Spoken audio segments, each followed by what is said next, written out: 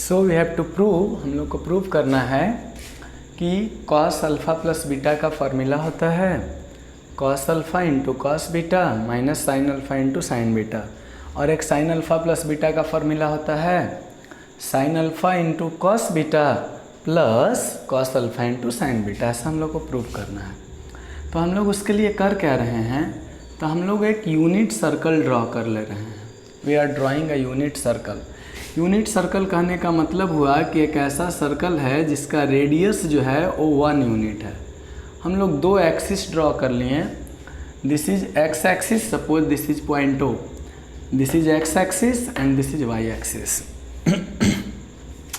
कोई एक एंगल लेते हैं इस पे random. So this angle, suppose this angle is alpha, एक एंगल ले लिए, और एक और एंगल लेते हैं यहाँ पर, एक और एंगल ले लिए यहाँ पर, दिस एंगल इज बीटा।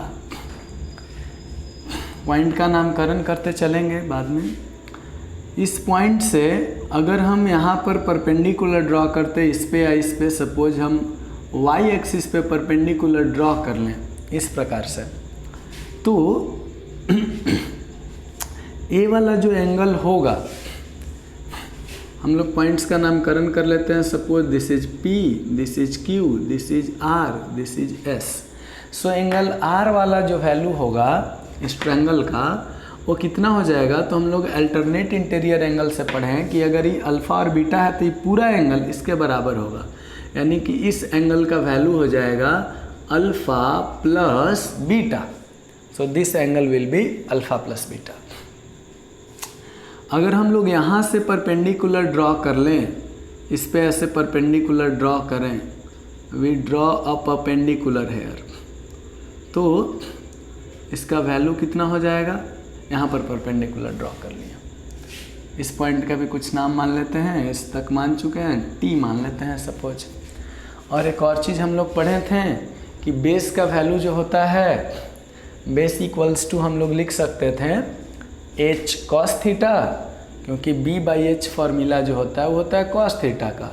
तो बेस का वैल्यू फार्मूला हो जाएगा H cos थीटा। अगर H 1 है, बहुत जगह यहाँ पर 1 आने वाला है, क्योंकि हम लोग हाइपोटेनस, जैसे इस सर्कल, इस ट्रायंगल में देखिएगा OTR में, तो इसका हाइपोटेनस का वैल्यू जो है वो रेडियस के बराबर है।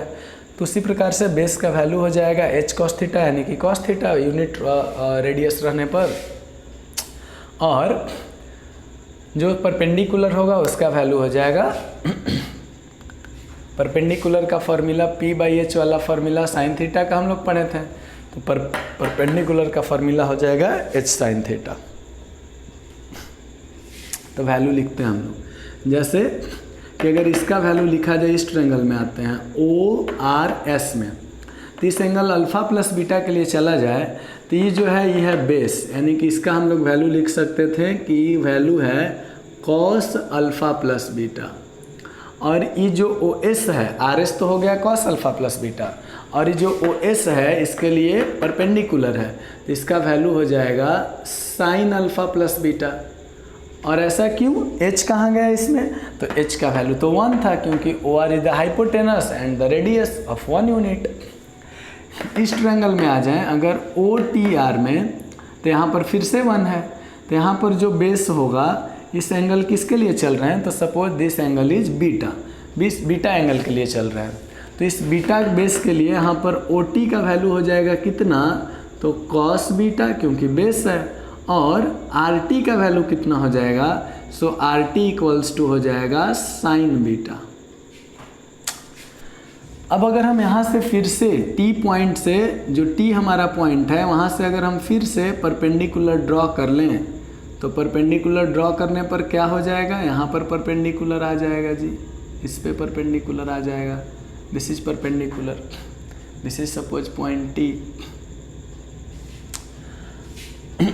अगर हम ऐसे ड्रॉ कर लिए हैं, तो इसका वैल्यू क्या हो जाएगा कि ये है अल्फ़ा, अगर हम इसको गामा मान लेते हैं, इस वाले वैल्यू को, दिस इज गामा सपोज, तो हम लोग को पता है कि alpha plus beta plus gamma तीनों का वैल्यू टोटल है यहाँ पर एक क्वाड्रेंट में 90 डिग्री का एंगल इस पॉइंट O पर।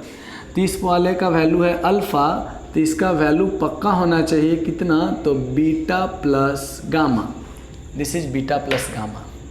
और एक बात, अगर हमको इसका वैल्यू लिखना है, सपोज इस पॉइंट को नाम मान लेते हैं m, तो वो m का अगर वैल्यू निकालना है तो इसका हाइपोटेनस अब हो चुका है cos बीटा, और अगर हम इस एंगल के लिए सिर्फ अभी चलें अल्फ़ा के लिए, तो हो जाएगा इस एंगल अल्फ़ा के लिए बेस है वो m, तो हो जाएगा यहाँ पर cos alpha into cos beta, जो h cos थीटा का फॉर्मूला लगता था बेस का।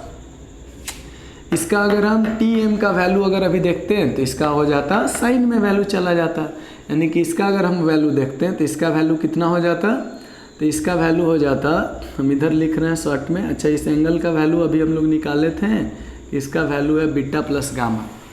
अभी हम Tm का वैल्यू यहाँ पर लिख दे रहे हैं, वहाँ पर जगह की कमी होने की वजह से, कि Tm का वैल्यू कितना हो जाएगा इस अल्फ़ा एंगल के लिए अगर चला जाए तो परपेंडिकुलर है और इसका हाइपोटेनस cos बीटा है, तो हो जाएगा sign alpha into cos beta, ये हो जाएगा वैल्यू किसका। स्टिल यह जो है पूरा फिगर अधूरा लगता है, अगर इसको हम पूरा करने के लिए इसको आगे बढ़ाएं और इधर से इस वाले को आगे बढ़ाएं, सपोज दोनों एक पॉइंट पे मैच कर गया, मिल गया, और इस पॉइंट का नाम है n, और यहाँ पर बन जाएगा फिर से परपेंडिकुलर, चूँकि 3 एंगल ऑलरेडी परपेंडिकुलर है, चौथा परपेंडिकुलर होगा ही होगा। और अब चारों एंगल अगर 90-90 के हो गए तो डेफिनेटली है कि रेक्टेंगल तो मिनिमम होगा ही होगा। स्क्वायर का अगर हम बात ना भी करें तो रेक्टेंगल तो होने ही वाला है। अच्छा, यहाँ पर जगह है, इसको हम लोग लिख ले रहे हैं कि इसका वैल्यू है sine alpha into cos beta, ये जो वैल्यू था ये था Tm का। अब आते हैं इस वाले का RNT जो ट्रायंगल है, इसका वैल्यू निकालते हैं।